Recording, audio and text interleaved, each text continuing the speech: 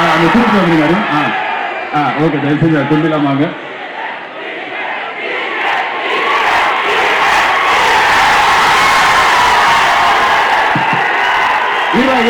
நானே எந்த ஊருக்கு போனாலும் அதை பத்தி பேசுறேன்னு சொல்லிட்டு திடீர்னு என்ன இப்படி பேசுறாங்க.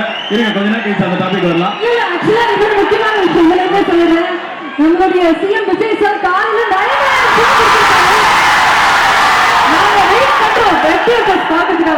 அதுக்கு முதல்ல வந்து தமிழக அரசுக்கும் தமிழக முதலமைச்சர்